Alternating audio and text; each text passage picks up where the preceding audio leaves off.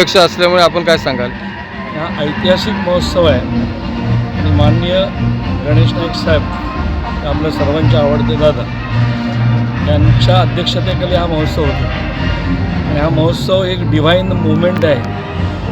कोकण खूप सुंदर आहे पण ते आपल्याला जगासमोर न्यायला पाहिजे. मार्केटिंग केलं नाही तर कोलगेटसुद्धा एक वर्षात लोक विसरतात. त्यामुळे सुंदर जरी असलं तरी आपल्याला आपलं बोललं पाहिजे. आपलं कोकण, आपलं पालघर, आपला सिंधुदुर्ग, आपलं रत्नागिरी खूप सुंदर आहे आणि ते जगासमोर नेण्यासाठीचा हा उपक्रम आहे. अर्थात महाराष्ट्र सरकार, पर्यटन विभाग या सगळ्यामध्ये नियमितपणे सहभागी होतात. शासन व्यवस्थेबद्दल आपण नेहमी तक्रारी करतो पण बऱ्याचदा शासन व्यवस्था मदतसुद्धा करते. त्यामुळे जे चांगलं होतं त्याला ॲप्रिशिएट केलं पाहिजे आपण. इथे डायरेक्टर ऑफ टुरिझम, MTDC आणि सगळ्यात महत्त्वाचं फॉरेस्ट विभाग नाईक साहेबांचा सगळेजण सहभागी आहेत आणि पहिल्यांदा कोकणात होतो आहे ग्लोबल कोकण. पण तो आतापर्यंत झाला त्यापेक्षा सगळ्यात मोठा होतो आहे आणि हा महोत्सव कदाचित महाराष्ट्रातला सगळ्यात मोठा बीच फेस्टिवल ठरेल आणि ग्लोबल कोकणच्या माध्यमातून भविष्यात भारतातले सगळ्यात मोठे बीच फेस्टिवल आपण कोकणात करू. हा जो समुद्रकिनारा आहे खूप सुंदर आहे पण तो जगासमोर आणण्याचं काम ग्लोबल कोकण करेल. हे 5 दिवस फेस्टिवल नाही, आपल्या बीचवरती 365 दिवस फेस्टिवलसारख्या व्यवस्था निर्माण केल्या पाहिजे. मग त्या टॉयलेटच्या असतील, मग त्या पार्किंगच्या असतील, मग त्या वॉटर स्पोर्ट्स. इथे आपण एअर स्पोर्ट्स करतो म्हणजे पॅरामोटरिंग करतो. आकाशातून आपल्याला आपला समुद्र आणि पालघर जिल्हा बघता येईल. इथे आपण लोककला महोत्सव करतो. इथे आपण सर्वात मोठा फूड फेस्टिवल करतो. अगदी विदर्भातल्या सावजीपासून ते पालघरमधल्या आदिवासी फूडपर्यंत किंवा वाडवळ आणि भंडारी आणि आगरी फूडपर्यंत सगळ्या प्रकारचं फूड इथे तुम्हाला मिळेल.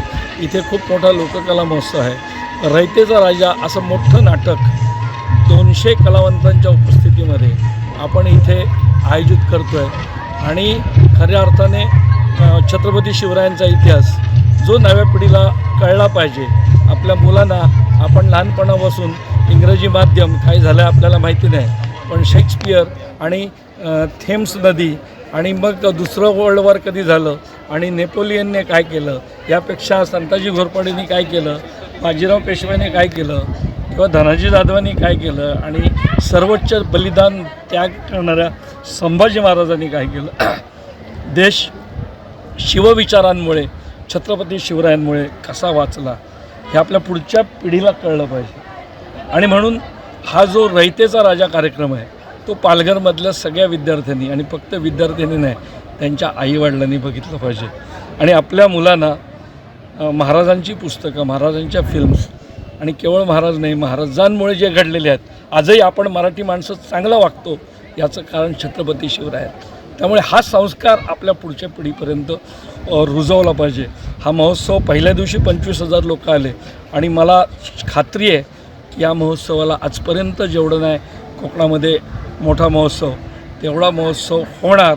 हे महोत्सव सुरू करण्याच्या 1 महिना अगोदर मी जाहीर केलं होतं आणि सुदैवाने सर्वच म्हणजे विशेषतः मी आभार व्यक्त करेन गणेश नाईक साहेबांचं किंवा या जिल्ह्याच्या कलेक्टर ज्या यूथ आहेत आणि अतिशय इनोव्हेटिव्ह आहेत त्या इंदुराणी जाखड, आमचे मित्र मनोज रानडे आणि सगळी मंडळी, आमचे राजीव पाटील इथे कार्याध्यक्ष आहेत किंवा आमचे किशोरभाई धारी आहेत, बाबलीन ज्यांना म्हणतात घनश्याम मोरे, त्यांचं विशेष अभिनंदन की गावात कार्यक्रम करणं इतकं मोठं सोपं नाही.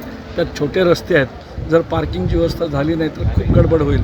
पण पार्किंग, इतकी मोठी भव्य पार्किंग या महोत्सवासाठी म्हणजे अगदी कुंभमेळ्याला जशी तयारी करतात तशी या सगळ्या गावकऱ्यांनी, या गावातल्या तरुणांनी, या आसपासचे तरुण आहेत, मग आमचे सातपाटीमधले असतील, माहीममधले असतील, केळव्यामधले असतील, किंबहुना सगळा पालघर तालुका हा आपला महोत्सव म्हणून येतो आणि हा महोत्सव ही एक लोक चळवळ म्हणून पुढे येते. पालघर जिल्ह्याचं विकास म्हणजे मोठे मोठे प्रकल्प नाही तर पालघर जिल्ह्याचा विकास म्हणजे इथली शेती, इथलं हॉर्टिकल्चर, इथला चिकू, इथले मासे, इथला माझा मच्छीमार बांधव, इथला माझा शेतकरी इथला माझा पर्यटन व्यवसाय एक होमस्टे करणारा कृषी पर्यटन केंद्र, जर आपण निसर्ग आधारित उद्योग कोकणात डेव्हलप केले तर कुठल्याही मोठ्या प्रकल्पांची कोकणाला गरज नाही. प्रकल्पांना विरोध वगैरे या भानगडीत मी कधी पडत नाही, परंतु कोकणचा विकास व्हायचा असेल तर आपल्याला शेती, पर्यटन आणि मासे या 3च विषयांकडे लक्ष दिलं पाहिजे. आणि ते जर केलं तर माझा एकही कोकणातला तरुण मुंबईतल्या झोपडपट्टीमध्ये जाऊन राहणार नाही. किंबहुना त्यासाठीच सुरू असलेली ही चळवळ आहे. जय शिवराय.